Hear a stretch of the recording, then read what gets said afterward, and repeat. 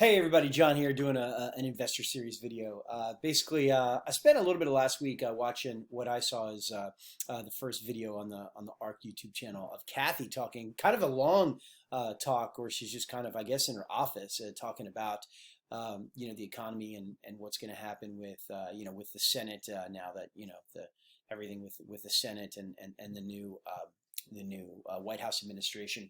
So I'm going to go ahead and there's a lot that she says about a lot of different things. I mean, she's been, in an investing career now for 4 decades, for 40 years. So she's certainly seen a lot, but she goes in and talks about Bitcoin. and I'm really enjoying doing different takes on Bitcoin. In case you don't know, I'm neutral on Bitcoin. I do have a little bit of exposure to GBTC, which is the Grayscale Bitcoin Trust. That is about a $6 billion market cap right now, and it's the Bitcoin Trust that Guggenheim Partners have invested 500 million in, and also ARC and Cathie Wood from ARC have about a 3.5% exposure to GBTC in their next generation internet fund. Anyway, I'm going to take you into this video, with Cathie, where she talks about Bitcoin, and really the only utilitarian function I'm seeing, and even Cathie is saying this, is really this that it's an exotic asset that is a hedge against inflation. So let's go ahead and hop in there and see what she has to say, about Bitcoin. And investment grade yields. Those spreads have narrowed, and they're except in the I'm skipping ahead here, but she's talking about energy right now. commercial real estate market. There does not seem to be much worry out there about any stresses and strains in the system. There was for a time in the energy space, but even energy prices have picked up. We're over $50 now.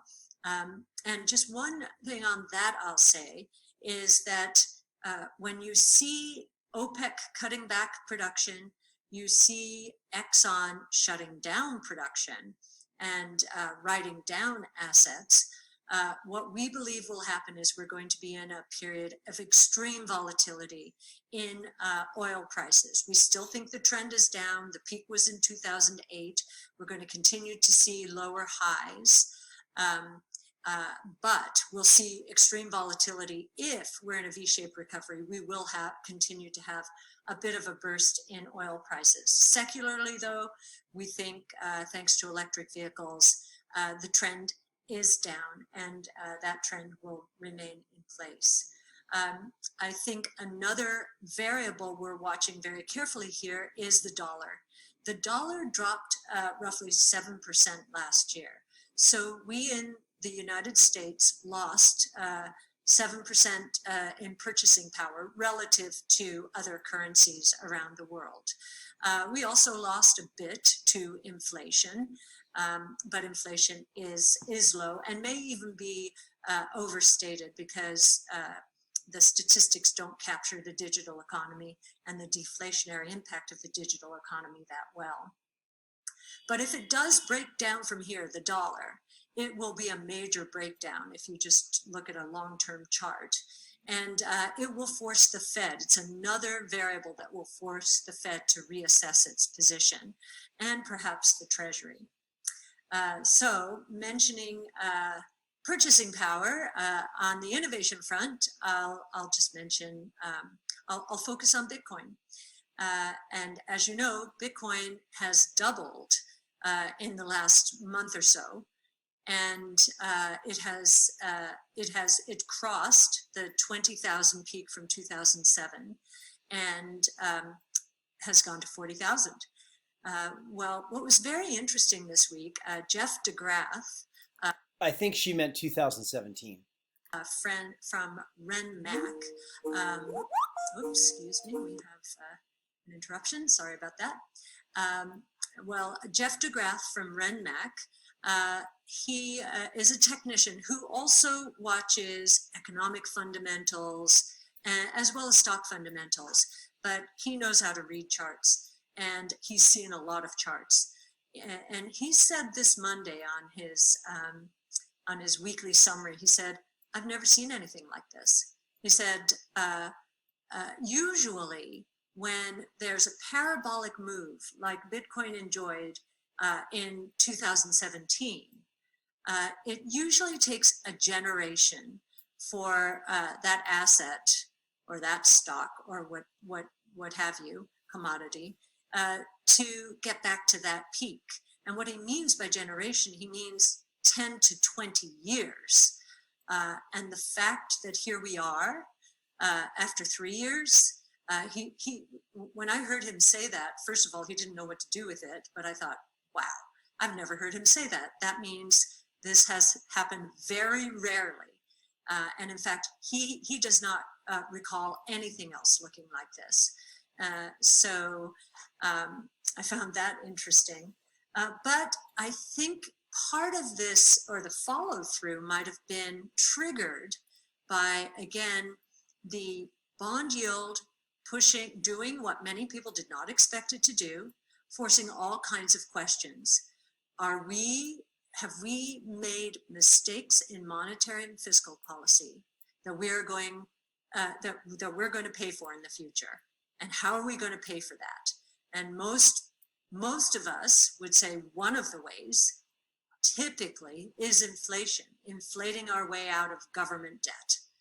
And as you know, our preferred way at ARC of addressing this issue is to grow our way out of problems with innovation. So we're going to keep advocating for that, and of course advocate against inflation because it is the most regressive tax of all. So I do believe that just the questions being raised by, is this money supply too much? Is the fiscal stimulus too much? Oh gosh, the Treasury bond yield has broken above this downtrend. No one expected that. What's happening? One of the questions could be, should I hedge myself against inflation? And I believe there is no better hedge against inflation than Bitcoin. And as we know, gold has been moving, although now it's lagging Bitcoin fairly dramatically. So it's probably, there's probably some share shift, but I do believe that both of them will do well over time until we find out the answer to this question.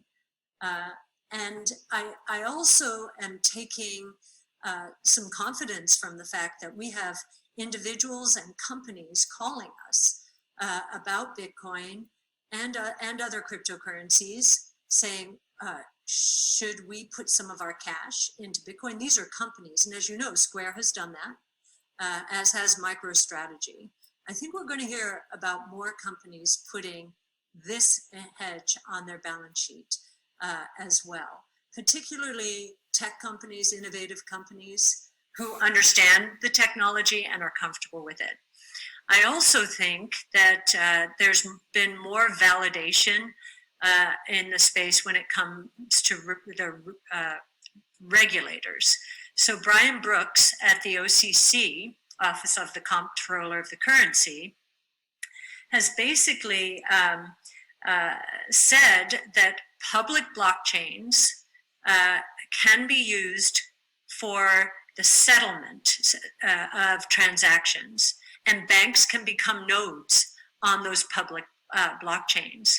Well, that was like a bolt of lightning. I just never expected it, and I don't think anyone else did either, except perhaps for some in the crypto world who were working closely with the regulators, which clearly has been the case. So again, big validation out there. Now this is going to help the banks cut their costs, but we do think that stable coins, which this will promote, are simply they're a bridge to what we believe will be more of a disintermediation of banks, and we will see more almost direct to consumer and businesses from the central banking systems of the world. So that will come in time, but in the meantime, this is a very exciting development. Certainly is getting everyone to study and learn much more about cryptocurrencies, blockchains, other crypto assets.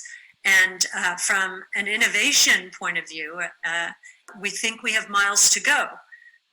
This is just the beginning. And to put that in perspective, today I believe Bitcoin's the equivalent of market cap or network value is a little over $700 billion. And many people with it having doubled from 20,000 to 40,000, those sound like huge numbers. Actually, it's only a little over 700 billion. What does that mean? Well, Tesla is over 800 billion. These are both very big ideas, some of the biggest ideas I have ever come across in my investing lifetime, which has been a long time. So I've been in the business more than 40 years. Couldn't be more excited about all of the innovation taking place now. Never seen anything like it. And I really do think some wonderful days are ahead for the exponential growth trajectories that are going to deliver superior investment returns, no matter what the environment is. We will have to go through our ups and downs, and certainly with valuations where they are right now, I'm sure we're going to go through a doozy of a correction this year at some point. I don't know when, and I don't know why, but I do know it never hurts to take profits and to keep some powder dry so that you have the psychological wherewithal when the world seems to be falling apart to pick up on bargain basement prices like the ones we got during the coronavirus. So there you go. I would say some pretty inspiring words there.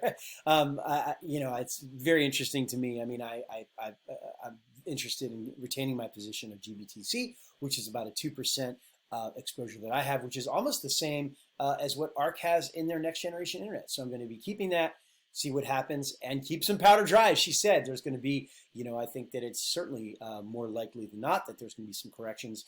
And just have in your mind some of those positions that you want to pick up when there's some big red days. I know what mine are. I definitely want to pick up more Roku. I want to definitely pick up more. Certainly want to pick up more Airbnb. Airbnb is rather high with almost $100 billion market cap right now, but I can't wait for some red days so I can pick up some more Airbnb. Everybody, hopefully you like that. Let me know your thoughts. I really want to hear more about Bitcoin. I don't really see much of what it is other than an exotic hedge against inflation. The only utilitarian function I see, correct me if I'm wrong, is I can put it in my PayPal account and I can avoid international charges if I purchase something that's whether I'm on an international trip or if I'm actually getting some sort of an international product that's going to be sent to me. But let me know what you think. Everybody, hey, I came out with a blueprint. I cover investing, online income, credit, business credit, financial independence, and at the very end, I've got a long guide which is all the groups in the U.S. that give you a free credit score and all the groups in the U.S. which give you a free FICO score and its corresponding bureau. It's only $7, everybody. So go ahead and you'll see that link in here in my description area, and let me know if you have any questions. Thanks, and have a great week.